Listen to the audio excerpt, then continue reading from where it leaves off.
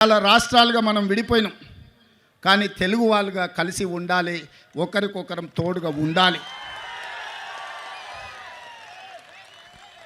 ఇవాళ మోడీ ధైర్యమేంది, మోడీ బలమేంది, మోడీ బలగమేంది, బీజేపీ అంటే అర్థమేందో ఇవాళ ఆంధ్రప్రదేశ్ మిత్రులు ఆలోచన చేయాలి. బీజేపీ అంటే బాబు, జగన్, పవన్. ఈ ముగ్గురు బీజేపీ, బాబు, జగన్, పవన్, మోడీ బలగం. ఇంక ఆంధ్రప్రదేశ్ ప్రజల కోసం మోడీ ఎందుకేం చేస్తాడు? ఎవరు గెలిచినా ఆయన దొడ్లోకి పోయేటోళ్ళే. ఈ ఆంధ్రప్రదేశ్లో 25 ఎంపీలు మోడీ ఖాతాలో ఉండేటివే. మీరు ఈడ అనుకోవచ్చు మేము ఈ పక్కన ఉన్నాం లేకపోతే ఆ పక్కన ఉన్నామని. అయ్యా, జగన్ రెడ్డి పక్కన ఉన్నా, పెద్దలు చంద్రబాబు నాయుడు గారి పక్కన ఉన్నా, వీళ్ళిద్దరు కలిసి ఢిల్లీలో వెళ్తే మోడీ పక్కనే ముత్యాల ముగ్గులో రావు గోపాలరావు పక్కన ఇద్దరు ఉంటారు, తందానా తానా అనేటోళ్ళు. వీళ్ళిద్దరు అదే కదా ఢిల్లీకి వెళ్తే. ఢిల్లీలో వీళ్ళు ఎవరైనా మోడీని అడుగుతారా? మోడీని నిలదీస్తారా? మీ ప్రాంతం కోసం ఏమైనా తెస్తారా? మరి ఒకవేళ తెచ్చేటట్టు అయితే 5 ఏళ్ళు వారున్నారు, 5 ఏళ్ళు వీరున్నారు. పోలవరం పూర్తెందుకు కాలే, రాజధాని రాలేదెందుకు మనకు? మీరు ఒక్కసారి ఆలోచన చేయండి మిత్రులారా. వాళ్ళిద్దరూ పాలన చేసే నాయకులు కావాలనుకుంటున్నారు, వాళ్ళిద్దరూ ప్రశ్నించే గొంతులు కావాలని అనుకుంటలేరు మిత్రులారా. ఇవాళ అందుకే నేను అబద్ధాలు చెప్పదలుచుకోలే, అలవి కాని మాటలు మీకు నేను చెప్పదలుచుకోలే. వాస్తవంగా మీకు కావాల్సింది పాలకులు కాదు, మీకు కావాల్సింది ప్రశ్నించే గొంతుకలు. ఎందుకంటే ఈ ప్రాంతం సమస్యల మీద జాతీయ స్థాయిలో నిలదీసే వాళ్ళు, నిటారుగా కొట్లాడే వాళ్ళు కావాలి. వెన్నెముక లేని నాయకత్వం మీ సమస్యల్ని పరిష్కరించదు. నిటారుగా నిలబడి కొట్లాడే నాయకత్వం మీ సమస్యల్ని పరిష్కరిస్తారు. అందుకే మీరు ఒక్కసారి ఆలోచన చేయండి. 78లో మొదటిసారి వైఎస్ఆర్ గారు ఎమ్మెల్యేగా అయిన తర్వాత మొదటి రౌండ్లోనే మంత్రి అయిండు. ఎన్నిసార్లు అధికారం వచ్చినా వైఎస్ఆర్ గారికి అవకాశం రాకపోయినా ఈ 3 రంగుల జెండాను, ఈ కండువాను కప్పుకొని గాంధీ కుటుంబానికి అండగా నిలబడ్డాడు. ఎవరి దయాదాక్షిణ్యాలతో ఆయన అధికారంలోకి రాలే. ఆయన నడిచిండు. ఆయన రక్తాన్ని చెమటగా మార్చి ప్రాణహిత చేవెళ్ళ నుంచి ఇచ్చాపురం వరకు తన రక్తాన్ని దారబోసి కాంగ్రెస్ను అధికారంలోకి తెచ్చి ఆ తర్వాతనే ముఖ్యమంత్రి కుర్చీ ఎక్కిండు. మరి ఇవాళ మిత్రులారా, షర్మిలమ్మ ఇక్కడ ఏదో ఉందని అట్లా పోయి కుర్చీలో కూసుంటా అని రాలే. అన్ని ఆలోచన చేసింది, నాతో మాట్లాడింది. అన్న నేను అక్కడికి పోతున్నా, ఏం చేయాలి అంటే, ఎందుకమ్మా ఆడ ఏం లేదు కదా అన్న ప్రజలు కష్టాలలో ఉన్నారు. ఇక నేను నిర్ణయించుకున్నా, వైఎస్ఆర్ మా నాన్నగారి ఆశయ సాధన కోసం ఈరోజు ఆంధ్రప్రదేశ్ ప్రజలు కష్టాలలో ఉన్నారు. వాళ్ళకు అండగా నిలబడడానికి నాకు వయసు ఉంది, ఓపిక ఉంది, వాళ్ళ కోసం కొట్లాడే శక్తి ఉంది. నేను మళ్ళా వెనక్కి వెళ్తున్నా, వైఎస్ఆర్ బిడ్డగా, ఆయన రాజకీయ వారసురాలుగా. ఎక్కడైతే పోగొట్టుకున్నామో అక్కడనే మొదలు పెడతాం. వైఎస్ఆర్ ఆశయ సాధనను ఆంధ్రప్రదేశ్ గడ్డ మీద జెండా బాతుతాం.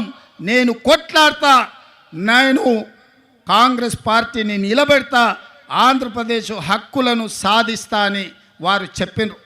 వారికి తెలియదు అనుకుంటున్నారా ఈ ప్రాంతంలో ఎన్నికల్లో నెగ్గడం అంత ఆశామాసి కాదని? అచ్చోసిన ఆంబోతులాక వాళ్ళిద్దరు తలపడుతుంటే అది తెలియదని షర్మిలమ్మ రాలే. షర్మిలమ్మ ఆలోచన చేసింది, కఠోరమైన నిర్ణయం తీసుకున్నది. ఆంధ్రప్రదేశ్ ప్రజల పక్షాన నిలబడాలి, పోలవరం పూర్తి చేయాలి, అమరావతిలోనూ మీ క్యాపిటల్ సిటీని కట్టాలి, అదేవిధంగా విశాఖ ఉక్కును ఎవడో వచ్చి అప్పనంగా అమ్ముకుంటుంటే చూస్తూ ఊరుకుంటామా అని చెప్పి ఇవాళ ఇక్కడికి వచ్చింది. ఆనాడు లక్షలాది మంది రోడ్లెక్కి ప్రాణ త్యాగాలు చేసి 32 మంది ఆత్మ బలిదానాలతో విశాఖ ఉక్కు ఆంధ్రుల హక్కుగా ఈ సంస్థ ఏర్పడితే అదానీ అంబానీలకు, అదానీ గారి కోసం ప్రధాని గారు తెగ నమ్ముతుంటే వీళ్ళెవరు ప్రశ్నించే పరిస్థితి లేదు.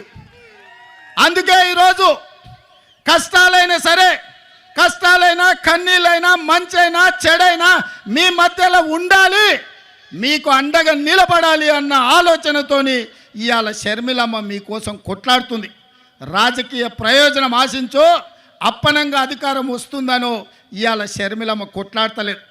కష్టమైనా సరే ఇప్పుడు ప్రశ్నించే గొంతుగా ఉండాలి, ప్రజల పక్షాన నిలబడాలి అని ఆంధ్రప్రదేశ్ ప్రజల కోసం అండగా నిలబడడానికి షర్మిలమ్మ వచ్చింది. ఇవాళ కొంతమంది మాట్లాడుతున్నారు రాజశేఖర రెడ్డి గారికి షర్మిలమ్మకు ఎట్లా ఆయన వారసత్వాన్ని క్లెయిమ్ చేస్తుందని. నేను ఆ సోయిలేని వాళ్ళని ఒక మాట అడగదలుచుకున్నా. రాజశేఖర రెడ్డి గారి చివరి కోరిక ఏందయ్యా? రాహుల్ గాంధీ గారిని ప్రధానమంత్రిని చెయ్యడమే చివరి కోరిక కింద మాట్లాడి కాంగ్రెస్ పార్టీని అధికారంలోకి తేవడమే తన లక్ష్యంగా తన బాధ్యతగా వైఎస్ఆర్ గారు మాట ఇచ్చిండ్రు. ఆడ కేవీపీ రామచంద్రరావు గారు, రఘువీర్ అన్న ఉన్నాడు, ఆయనకు అత్యంత సన్నిహితులు. వారు చెప్పిందే రాహుల్ గాంధీ గారిని ప్రధానమంత్రిని చేయాలి, కాంగ్రెస్ పార్టీకి అత్యధికంగా సీట్లు తీసుకురావాలి. ఏ రోజు కూడా రాజశేఖర రెడ్డి గారు బీజేపీతో అంటగాగలే, బీజేపీ నీడని కూడా రాజశేఖర రెడ్డి గారి మీద పడనివ్వలే. ఏ రోజు కూడా సెక్యులర్ ఫోర్సెస్కు వెనకాల నిలబడ్డాడు. ఏ రోజు కూడా కమ్యూనల్ ఫోర్సెస్తో అంటగాగలే.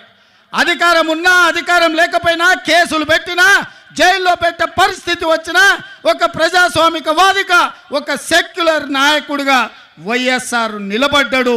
మరి వైఎస్ఆర్ వారసులమని చెప్పుకునేటోళ్ళు ఇవాళ ఎవరి పక్కన నిలబడ్డారు, ఎవరి ఆశయం కోసం కొట్లాడుతున్నారని నేను అడుగుతున్నా.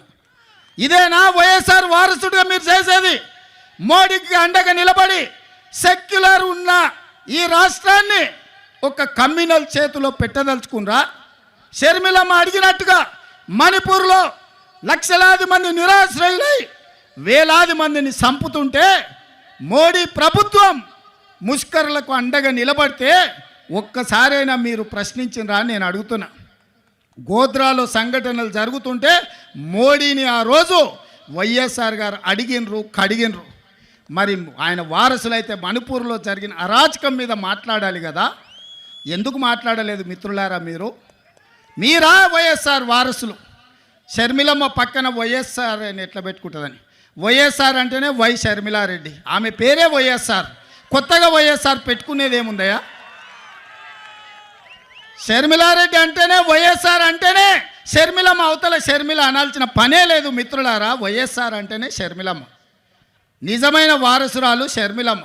ఎందుకంటే రాహుల్ గాంధీ గారిని ప్రధానమంత్రిని చేయాలన్న ఆలోచన, కాంగ్రెస్ పార్టీని గెలిపించాలన్న ఆలోచన, ఆంధ్రప్రదేశ్ ప్రజలకు అండగా నిలబడి మీ కష్టాలు కన్నీళ్లు తూడవడానికి మీకోసం అవసరమైతే ఆనాడు చేవెళ్ళ నుంచి ఇచ్చాపురం వరకు రాజశేఖర రెడ్డి గారు ఏ విధంగా అయితే పాదయాత్ర చేసిండో 94 నుంచి 2004 వరకు 10 సంవత్సరాలు ఆయన ప్రతి నిమిషం ప్రతి క్షణం ప్రజల కోసం కొట్లాడి 99 ప్రతిపక్ష పాత్ర పోషిస్తే 5 ఏళ్ళు అహర్నిశలు చట్టసభలలో నిటారుగా నిలబడి పట్టుబట్టిండు, పడగొట్టిండు ఆనాటి ప్రభుత్వాన్ని.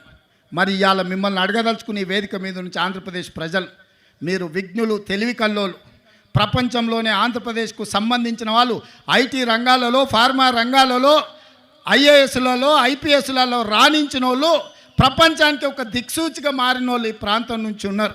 ఇవాళ సింగపూర్ ఎట్లుంటుందో విశాఖపట్నం అట్లుంటుంది.